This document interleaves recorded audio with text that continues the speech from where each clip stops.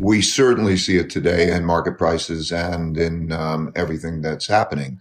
There are three, sometimes maybe we could stretch that to five big things that are happening, and they are reflected in market prices, and the dynamics behind them and their change will be reflected in changes in market prices. When you spend a lot more money than you earn, then the government does that. That means that a lot of money is printed and it moves its way through the system in a way that is reflected in market prices. Ray Dalio is one of the greatest economic geniuses of all time. He is the founder of Bridgewater, one of the world's most prestigious hedge funds. He provides unique insight into the inner workings of the economy and the stock market. He recently caught my attention when he started talking about what he calls massive wealth transfers. Today, I'm going to share with you a recent speech he gave, and we'll discuss whether he's right or wrong. I ask you to watch the video to the end and share your views with us. And those three big ones are, first, that which is happening with money and credit. In other words, when you spend a lot more money than you earn, then the government does that. That means that a lot of money is printed and it moves its way through the system in a way that is reflected in market prices. And so that is what is happening now. The second is the very large internal conflicts that we're having that are due to wealth gaps, political gaps, and so on, that influence the left and the right and the dynamic between them.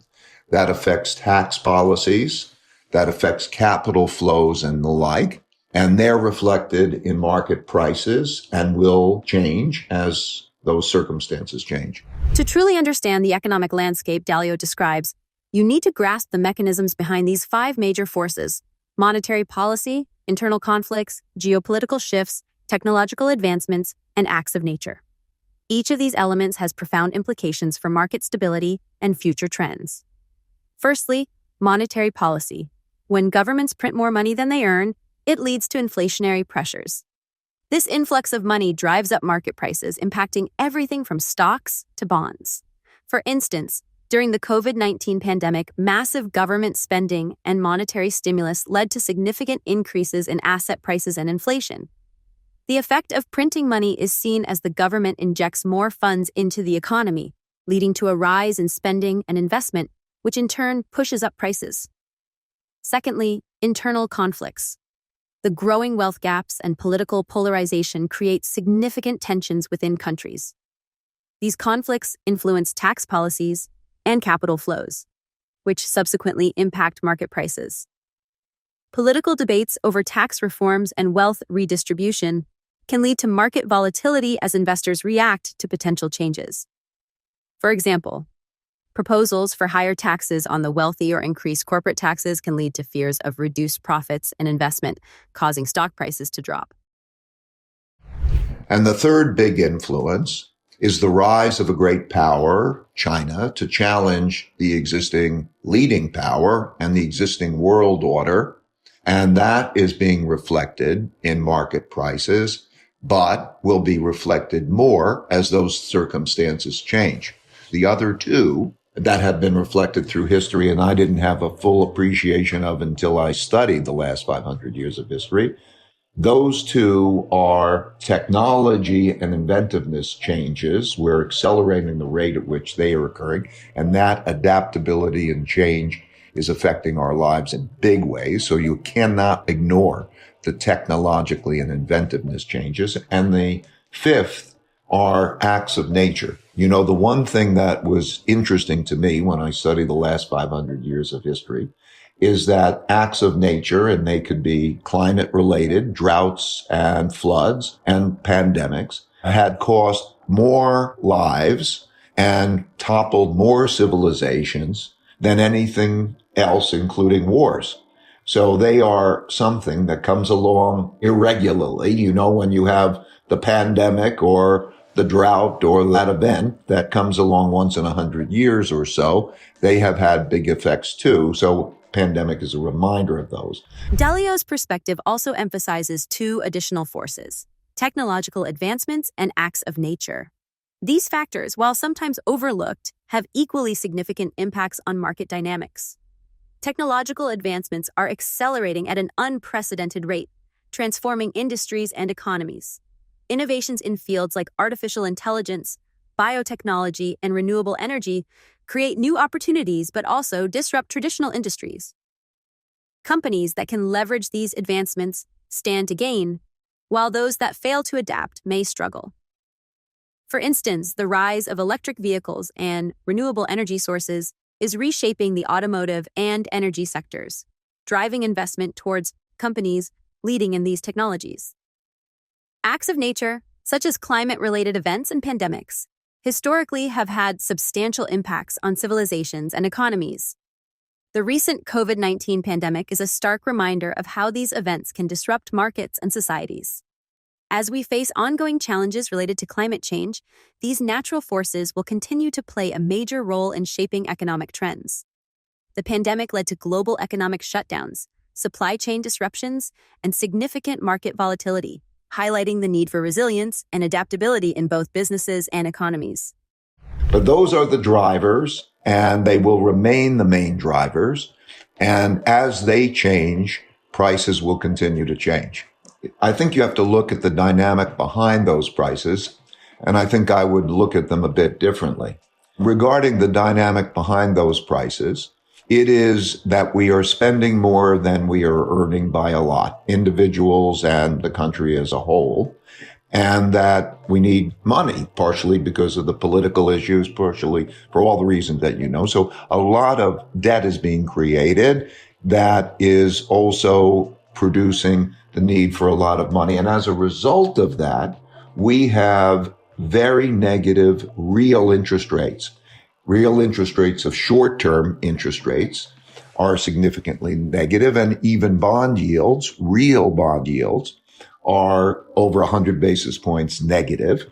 And so when one looks at the return of owning those bonds, that is a very bad return. It means that if you save in those assets and you put it away, that you will lose buying power at probably a rate of 3 to 5% per year. We can guess what inflation is, and we can talk about that, but you will lose that. And that tax on your buying power makes one not want to be saving in those assets. It makes one want to borrow in those assets, and the availability of credit and that set of circumstances drives money into other assets. And those assets are investment assets as well as goods and services. And so what we see now is that stocks are not expensive, not very expensive, maybe a little bit more so than normal, relative to bonds, which are very expensive, but still not expensive in relation to cash.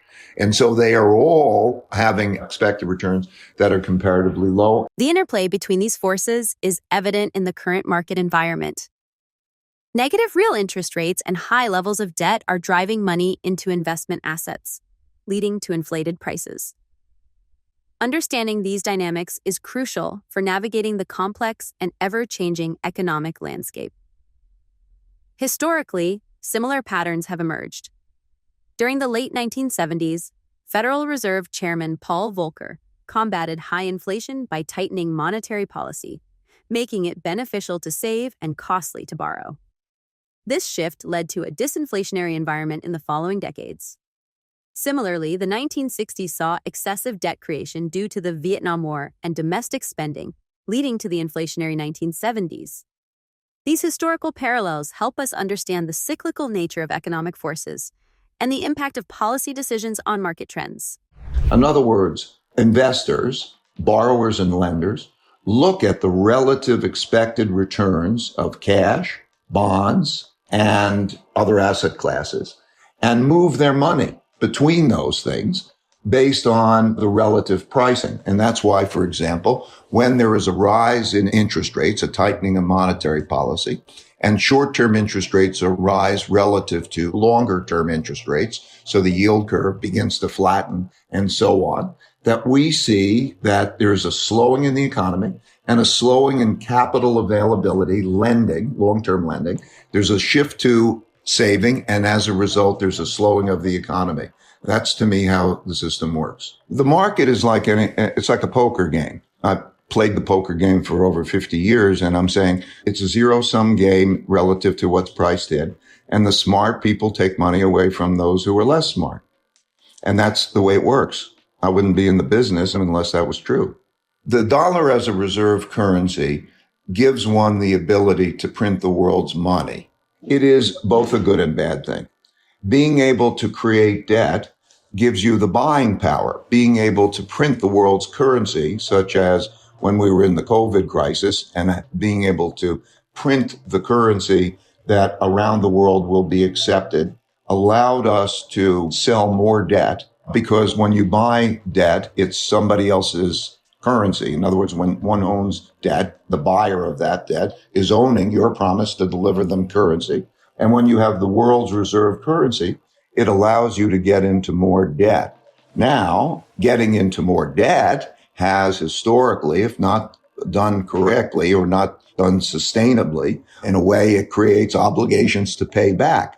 And those obligations to deliver currency and pay back have produced different types of problems in the future. And so debt is very short-term stimulative and it's longer-term depressing. And the ability to do that and have others take on our liability. As John Connolly said when he was the Treasury Secretary and the dollar was devaluing and a risk, the dollar is our currency, but it's your problem. In conclusion, understanding the dynamics behind market prices requires a comprehensive analysis of monetary policy, internal conflicts, geopolitical shifts, technological innovation, and acts of nature. These forces are interconnected and constantly evolving, shaping the economic landscape and influencing investment decisions. As investors, it is crucial to stay informed about these trends and adapt strategies accordingly. By recognizing the underlying drivers of market changes, we can navigate the complexities of the economic environment and make better investment choices. Dalio's insights into these dynamics provide a valuable framework for anyone looking to understand the broader economic picture. Ray Dalio's emphasis on the importance of recognizing and adapting to these changing forces can help investors make more informed decisions. For example, understanding how technological advancements can disrupt traditional industries can guide investment strategies towards innovative companies poised for growth. Similarly, recognizing the potential impacts of geopolitical shifts and internal conflicts can help investors anticipate market volatility and adjust their portfolios accordingly. So there you have it. Make sure to hit that subscribe button because it is my goal to make you a better investor by studying the world's greatest investors. Talk to you again soon.